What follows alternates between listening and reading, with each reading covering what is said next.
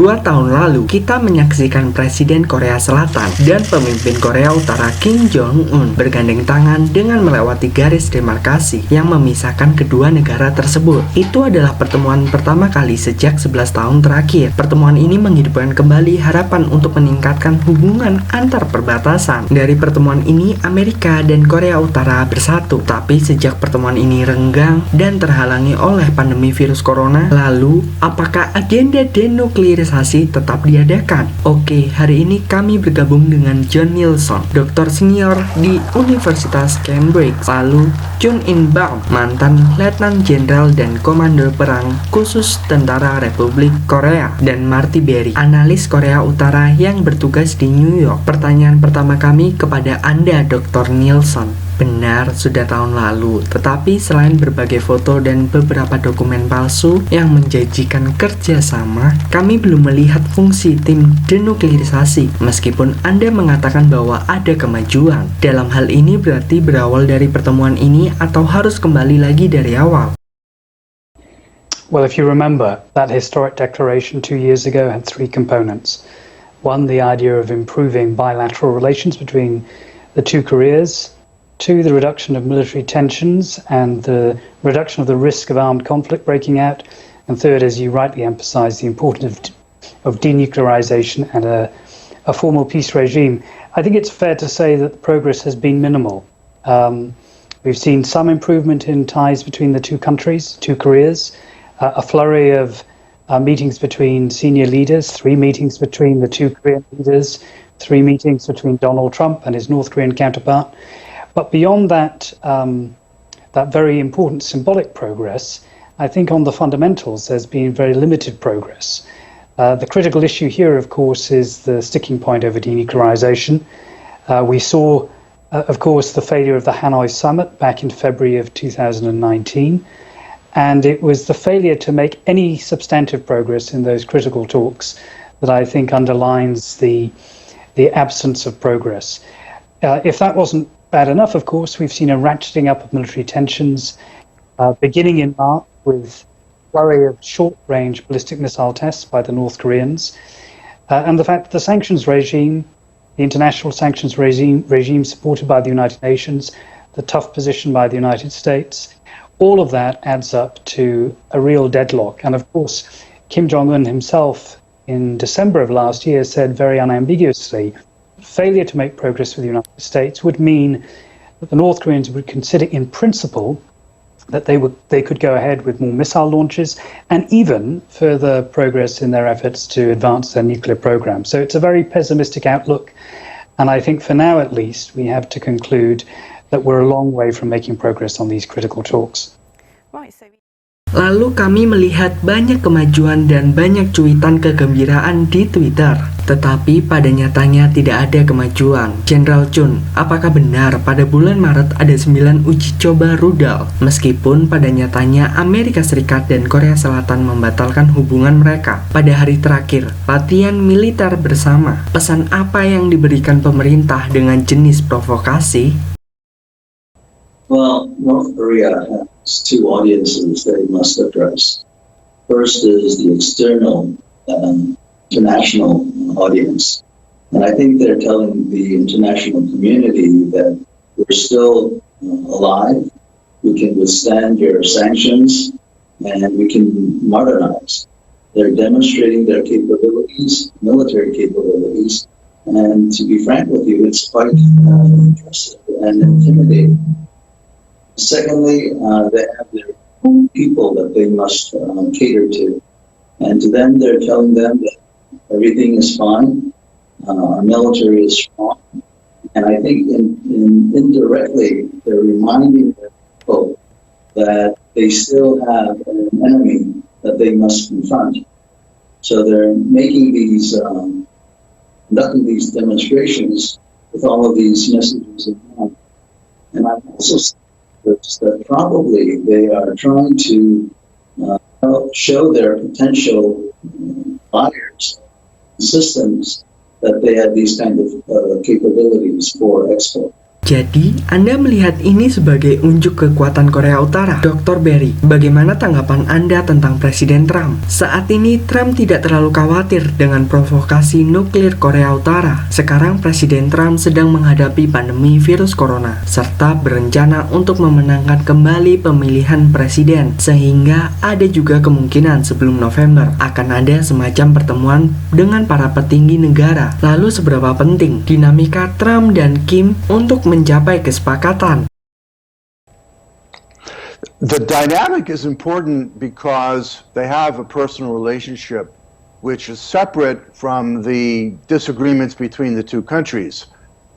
So that's always ongoing. And that's why whenever President Trump says he got a nice note, however long ago it was, there is some sort of personal communication going on. However, I think the president's position is that we had the opportunity to begin bilateral negotiations last October. It was broken off on the same first Saturday of October. They haven't been picked up since then, and therefore the administration had been sending out the message, particularly, I believe, to the South Korean press, that there will not only be no more summits between now and Election Day in November, but also do not expect there to be any summits if the president is reelected. So I think the president's clear message has been, let's get back to the negotiating table. We already have the people identified who would be engaging each other, and we know what has to be done. So it's your next move. That's the U.S. position, I believe. Kedua negara Korea sepakat untuk meredakan ketegangan militer di sepanjang perbatasan pada tahun 2018. Bagaimana menurut Anda? Apakah kedua belah pihak telah menjaga kesepakatan mereka? Dan seharusnya seperti apa penurunan ketegangan militer dari perspektif Anda?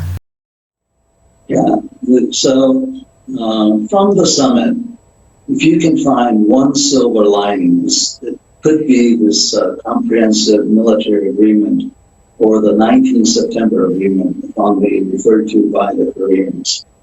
So I say this because for the past 18 months, although there have been military missile launches, modernization of North Korean weapon systems, along the DMZ and the seas, east and west, there's not been a single incident between the two Koreas. This is unprecedented since the armistice of 1953. Now, there has been much criticism for the comprehensive military agreement because people were surprised and they were not ready for this.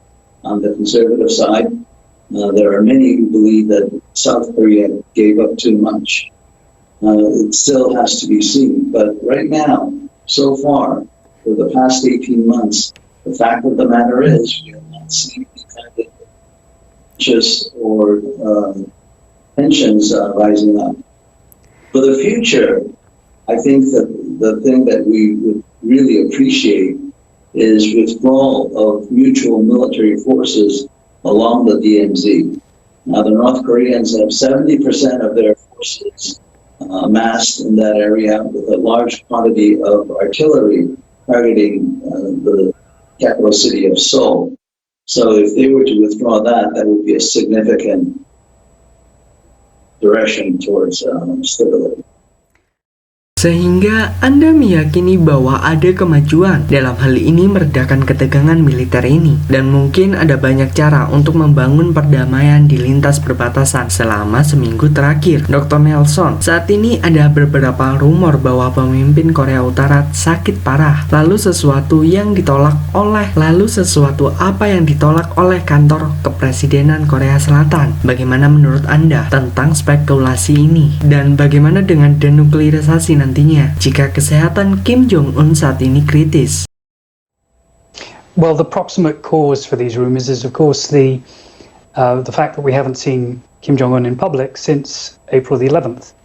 And most strikingly of all, of course, his failure to appear in public on April 15th, the anniversary of the birth of Kim Il-sung, the founder of North Korea and, of course, the grandfather of the current leader.